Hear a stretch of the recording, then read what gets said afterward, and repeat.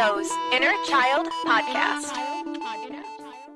I watched the film today, and I was very impressed. I loved it. I think it was really exciting.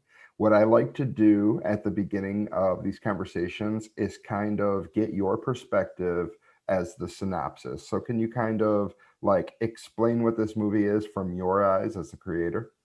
Yeah, sure.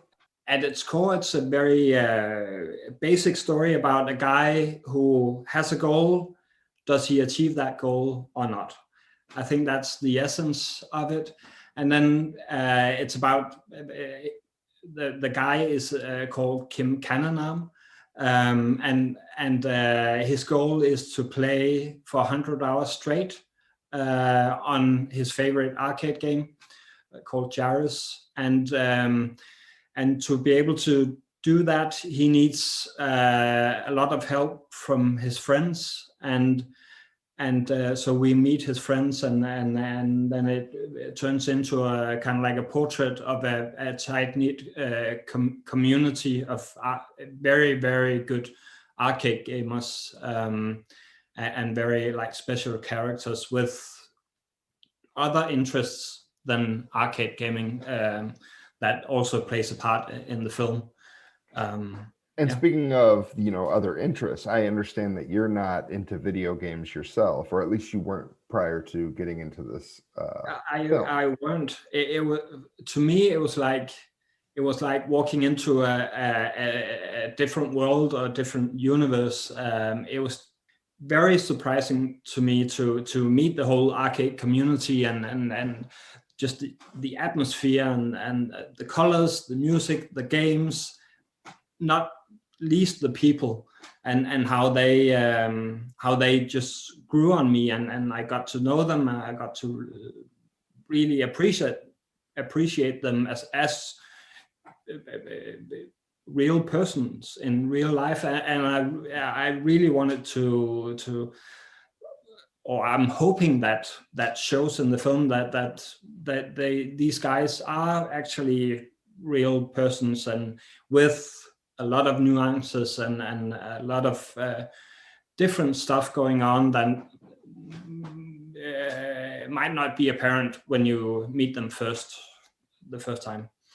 I like that, and the film definitely takes time focusing on each of the characters. Well, the real people in their own rights, with like the music and the autism. I really liked how each person kind of had their own thing. What I was curious about, before we get into the characters, obviously with you not being a big video game person, I understand you've explained your approach to it, but what was it that initially attracted you to putting this project together in the first place, since you weren't into video games? Was it just the world record aspect, or was it something more?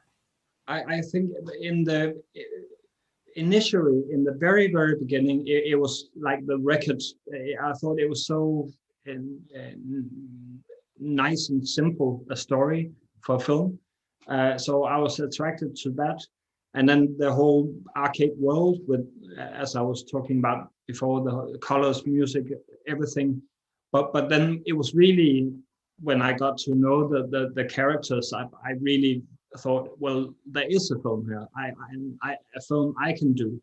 I'm sure anyone else could do a film about the arcade community, and a lot of people have. But I can do this film in this certain way. And I thought that was interesting, and it was interesting for me to approach it in the way I did with my voiceover and with me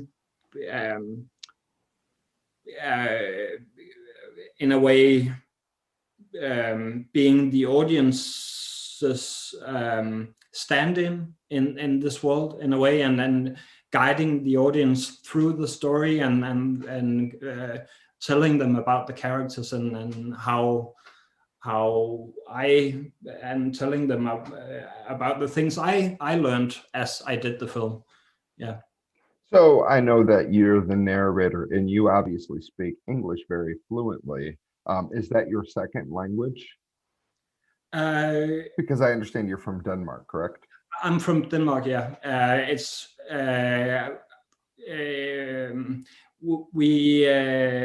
we teach English in school from an early age, but that's more or less it. I see. So it's kind of Yeah. both.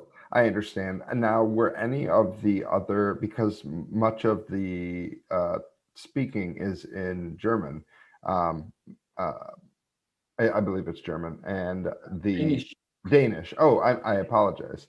No Okay, worries, so no so worries. much of the okay, so then the It dialogue is sounds similar. the dialogue is Danish.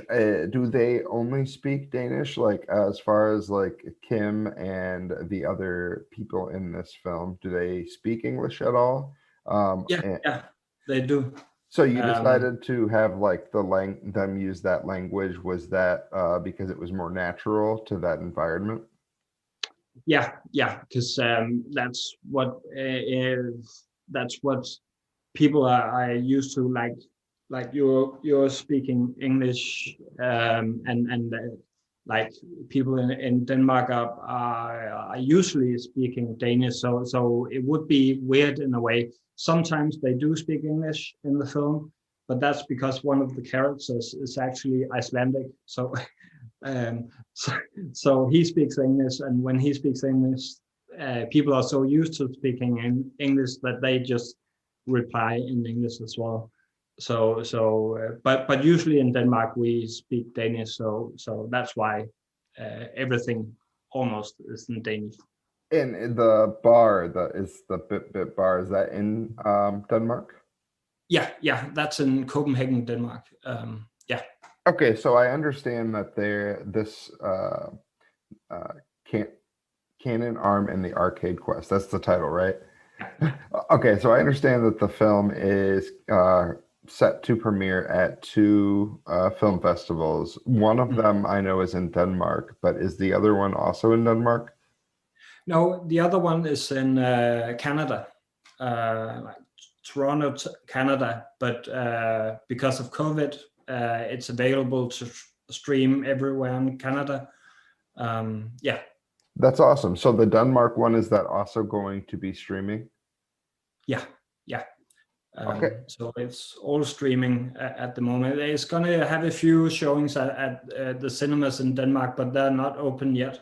But they'll open in a few weeks. So and then it'll get a few screenings at the cinema as well. So I'm really happy about that because it really is made as a film that's meant to be seen in the cinema. But obviously it's a documentary and stuff like that. So I'm not surprised that it's on streaming. So, what did you do to kind of bring Cannon Arm out of his shell? Because I understood when I was reading a bit of what you had put together for the press notes, I was Mhm. reading that you said that he's not very, he's an introvert, as Yeah. many gamers are, and he doesn't speak a lot. So, what exactly did you do as the director and the narrator to kind of bring him out of his shell and get some dialogue from him, make him more comfortable? Yeah, I think I was just very upfront and honest with him, and just being myself basically, and also being myself about not knowing that much about gaming and not knowing that much about arcade gaming. And I think he really respected that, and that I didn't try to pretend to know a lot about his interests, but I was just interested in him as a person and as a human being. Uh, so I think, yeah, as I said, he respected that, and then we got to know each other and really liked each other, and also I could see myself in a lot of ways in him, because I'm it's better now, but I really did used to be very introvert and didn't talk at all almost. So I really recognized him in that ways, and I think we never talked about it, but I think in my recognition of that, I think he felt an understanding of, or however you want to put it. Like, I think he felt safe and secure, and then he started talking more and more, and started opening more and more up. So that's, I think that's what happened, but we should ask him. Definitely. So with the others, I know that there's 3 or 4 others that are focused on in the documentary. Are there any of his others and other people in his circle and people that were involved in this that chose to stay off screen and didn't want to be a part of the actual visible part because maybe of their introvert? No, I don't think so, actually. I think that was everything, or everyone was really open and honest. Sometimes someone said, please don't film me right now, if they were having a bad day or anything like that. And obviously I respected that. So no one declined to be on camera or anything like that. Yeah, everyone was just so generous and open. Yeah, it seems like everybody was really excited. Now, I know that everybody involved was losing some sleep. But I was curious of how much sleep you lost and how much you were involved during that time. Well, quite a bit, I would say. It was some long hours of filming. I did get more sleep than Kim did, but it might have been 2 or 3 hours a day or something like that. It really was intense, and it was really hard, and I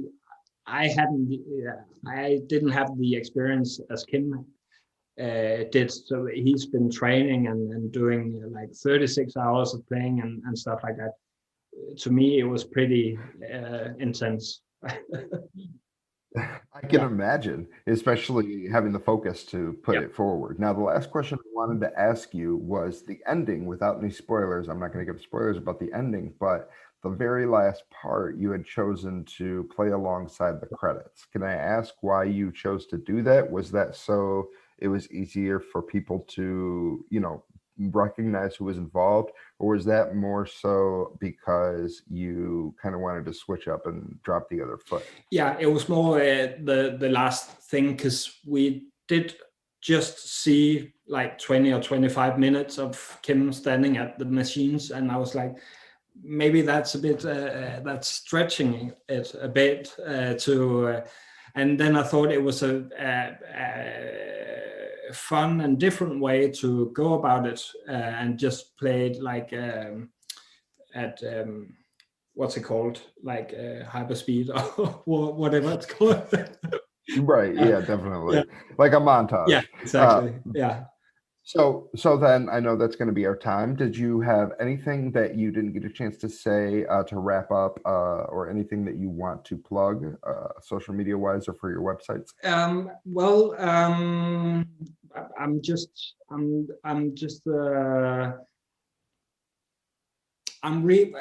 I think what I'm most happy about for this film is how the reactions from the characters when they saw it.